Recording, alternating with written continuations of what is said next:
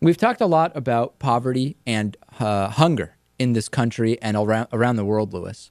And we now have another example of a very sad situation, which is that law enforcement officials showed up in Augusta, Georgia, and had to push back hundreds of people who were crowding around a closing grocery store, wanting to take the food, which was food that was packaged, closed, perfectly fine food, which had to be thrown out. And police officers had to hold people back because, for legal reasons, they were not supposed to access that food. Let's look at a local news report from Fox 54 about this.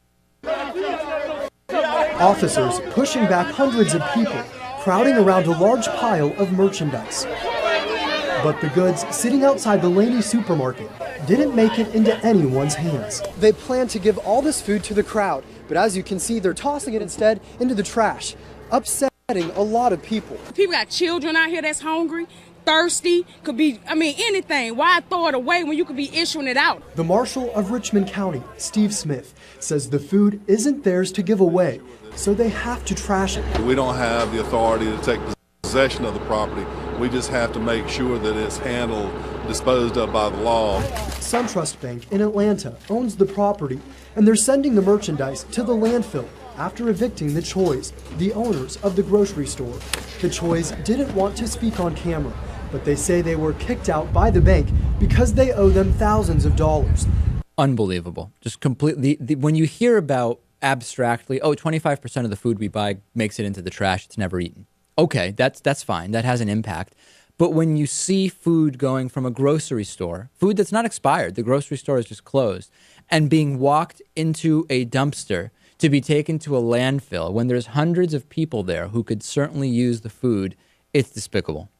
Yeah. And I understand what's going on, right? I mean, you've talked about when you worked at a grocery store, you guys were not allowed to give away the food that if you waited would go bad, but it was still fine then.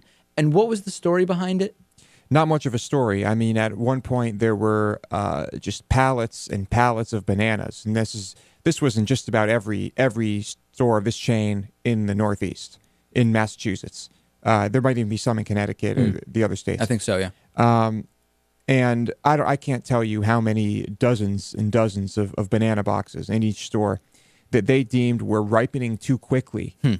So they just threw the whole thing out. They were still fine, but they were just ripening too quickly. Even that day, they didn't put any of them on the floor. They just threw all of them out. Not one banana got to a shelter or someone who needed it. We don't really have, Natan, a resources issue in terms of having enough food for people. It's an allocation and distribution issue. It applies across the world, not just the U.S. I understand that there may be legal situations here where, well, the cops can't bring the food on their own to wherever it is. I understand that, but it really points out that we don't have a lack of food. We have a lack of food distribution and allocation. Of course, and the same could be said for wealth, although I don't believe that all wealthy people should have their money taken from them and distributed. Certainly we have a system where there's an incredible amount of income inequality, and the same goes for this issue. I mean, it doesn't make any sense. At the very least, you should be able to give this food to a local organization that will then distribute it in some sort of equitable way. It's okay that they don't want to have people in their parking lot, but there's definitely a way of not throwing the food away. We could argue, Lewis, that we have the same allocation and distribution issue when it comes to healthcare and education.